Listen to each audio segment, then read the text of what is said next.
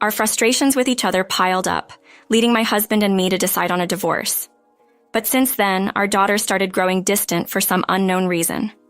After the divorce, I planned to have sole custody of her, but she flatly refused. When I asked why, an unbelievable truth came spilling out of her mouth.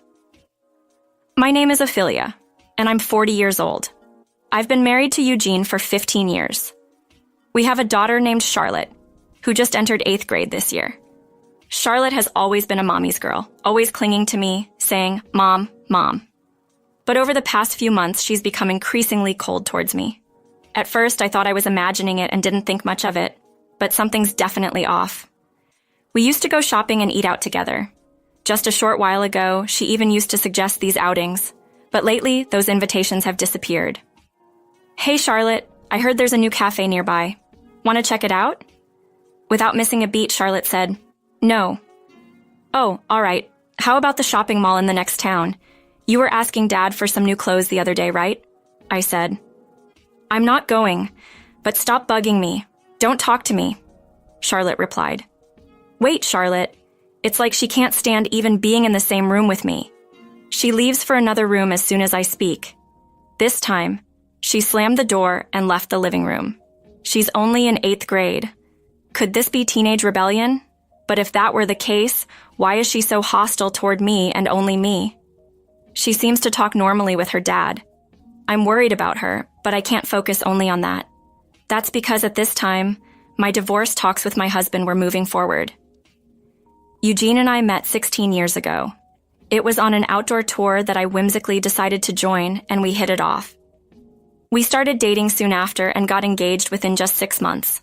In short, we got married in the heat of the moment. Since we met on an outdoor tour, Eugene is genuinely passionate about the outdoors. Unlike me, who joined on a whim, he invites me to go camping or hiking almost every week.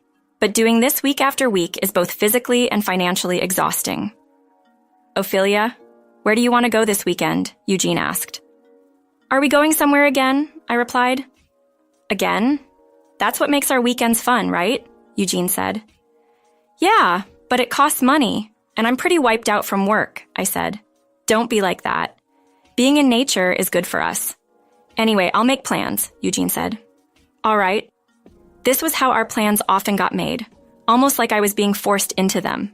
If I said no, he'd get upset. To keep the peace, I just went along. A year after we got married, I found out I was pregnant. When I told him, he cried tears of joy. Maybe now, I thought, he'd tone down the weekend outings. I thought he didn't drag me hiking while pregnant, but his love for the outdoors didn't change. "Hey, I'm not feeling up to it today. Could you handle the housework?" I asked. "Housework? Sorry. I'm going hiking with my buddies," Eugene replied. "Wait, you didn't mention that," I said. "Did I forget?" But I can't even get out of bed." "I'm not well," I said. "No choice. I already made plans," Eugene said. "What? You want me to cancel? I'm pregnant, you know. What if something happens?" I asked. "Chill. Nothing's going to happen. It's too early for anything. You're being dramatic," Eugene replied. He had the nerve to say this while barely glancing at me, struggling to get out of bed. Days went by, each harder than the last because of his carelessness. Then one day, I got a call from a friend. "It's been a while. What's up?" I asked. Ignoring my greeting, my friend lowered her voice. "Is your husband doing okay?" "Yeah, same old outdoor obsession." "Why?" I replied. "Turns out he seems to be cheating," she said. "What? Cheating?" I was caught off guard. "The other woman is from his hiking group. I happened to see them. Can't believe it's him." "Unbelievable," my friend said. Muttering to myself, I said, "Unbelievable." My friend asked, "Are you okay?" "I'll send the evidence photos. For now, I thought this was bad, so I happened to capture it." "Thank you," I said and hung up. I felt like everything went dark. He was cheating while I was pregnant. The friend he'd been going out with was actually his mistress. Divorce crossed my mind, but I had to think of the baby. For the baby's sake, I needed to hold my temper. Days later, when I confronted him with the truth, he came clean easily. "Tell me the truth," Why did you cheat? I asked in a soft voice. I felt lonely and, well, he finally admitted. So that gives you the right to do whatever you want? I asked. No, that's not what I mean. You have a family. Show some responsibility. I'm really sorry. I won't do it again. Please forgive me, he pleaded me.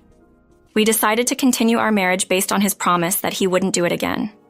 I even had him sign a pledge saying he would owe me $50,000 in damages if he cheated again. Time passed, and I safely gave birth to our daughter. He was genuinely happy for her birth, crying tears of joy. But trust was not restored for me. I didn't divorce him because he was and still is a good dad to our daughter. In fact, after our daughter was born, he truly became a great dad. His frequent outdoor activities dwindled, and he started taking good care of her. Instead, he began to spend the money he'd use for outdoor activities on toys and clothes for our daughter. Well, it would be okay if it were for necessities. Most of the things he bought were on a whim, buying unnecessarily expensive items or things in the wrong size. Eugene, you know Charlotte can't wear the dress you bought today, right? I told you her size, I said. No matter how much I pointed it out, he never took it to heart. On the contrary, he would get angry at my criticism. But what's the point if she can't wear it? I asked. Stop nagging. It's a bit small, but she could still wear it. I bought it for her, so quit complaining, he replied. For whom did he buy it? Who does he think he is? How many unwearable dresses has he bought just this month? By now, the anxiety I felt towards him, including the affairs, had already piled up and would continue as our daughter grew older. Of course, I never told our daughter about his affairs. He might have sensed my coldness because he started staying out late for overtime, coming home past midnight. Although our relationship had cooled for many years, we had just about managed to keep our marriage intact, all for our only daughter, Charlotte. But in the last few months, Charlotte's behavior has changed dramatically. She doesn't even offer basic courtesies anymore, yet she acts normally around him, ignoring me to speak to him. Why on earth, in stark contrast to my cheating husband, have I been a dedicated mom? Eugene comes home late and is often absent on weekends. I'm the one who has consistently connected with her as a parent. As we near the end of our divorce talks, I find myself panicking. I intended to have sole custody of our daughter, but what if she chooses him? The thought is unbearable. Frustrated by my daughter Charlotte's behavior, I decided it was time for a serious talk. Hey, Charlotte, have I done something to upset you? I asked. What? Why the sudden question? Charlotte replied. I think you know what I'm talking about. Your attitude towards me has been pretty icy, hasn't it? So what if it is? It's my life. I can do what I want, Charlotte said. I want to understand why you're acting this way. If I've done something wrong, I want to make it right, I said. Charlotte just sighed, not changing her expression. Talking like this was getting us nowhere. Feeling cornered, I decided to let her in on the fact that her dad and I were getting divorced. Charlotte, your dad and I are going to divorce soon, I said. So what? I didn't want to spring this on you, but I'd like us to live together after the split, I continued. Why? I'm going to live with Dad, Charlotte replied. What? Are you surprised? Did you think I'd choose you? Charlotte continued, firing off cruel words with a contemptuous look on her face. I had never seen this side of her, and I was at a loss for words.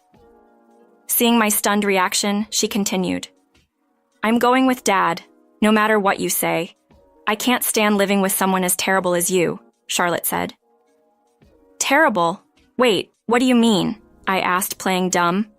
You think I don't know? I've known about the divorce for a while. How? Who else? Dad told me.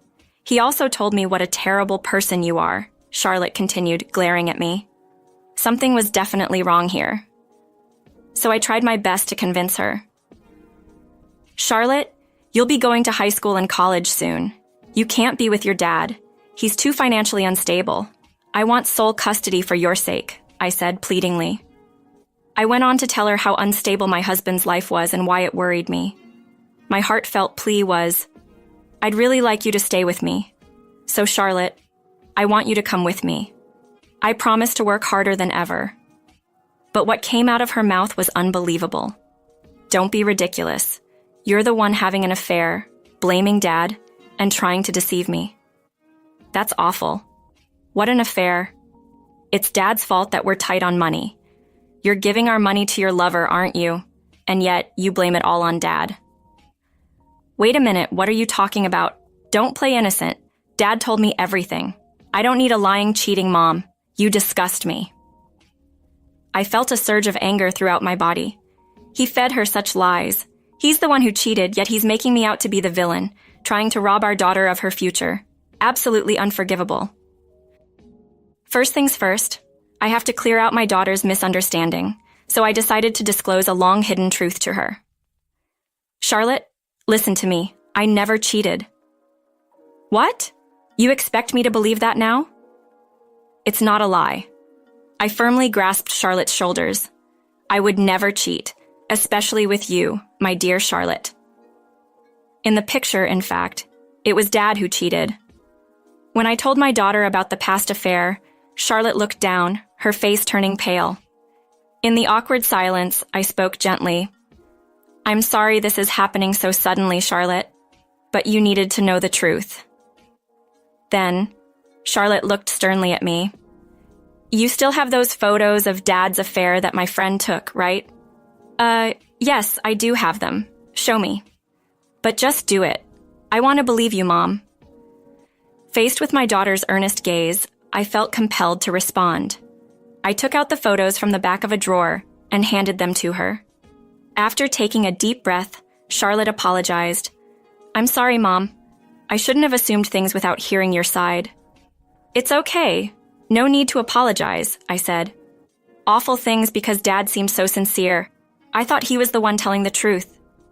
I'm sticking with you, Mom. I don't trust Dad anymore. Tears welled up in her eyes as she clearly stated her choice. And so the misunderstanding was resolved, and my daughter chose to stand by me. A few days later, Charlotte told me, Dad's still cheating. When I asked her to explain, she told me that she found numerous pictures of Dad's affair on his cell phone. Since she didn't have her own phone yet, she would borrow his from time to time. Knowing about the past affair, she thoroughly searched his phone for my sake. She found the evidence and transferred the photos to my phone without Dad finding out. Now that I had irrefutable proof, I decided it was time to talk to my husband about divorce. Eugene, it's time for us to divorce, don't you think?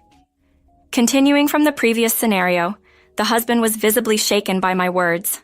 Hey, stop it, not in front of Charlotte. Why? This involves Charlotte too, doesn't it? Maybe, but fine. As we agreed before, no alimony. I'll take Charlotte with me. We're good.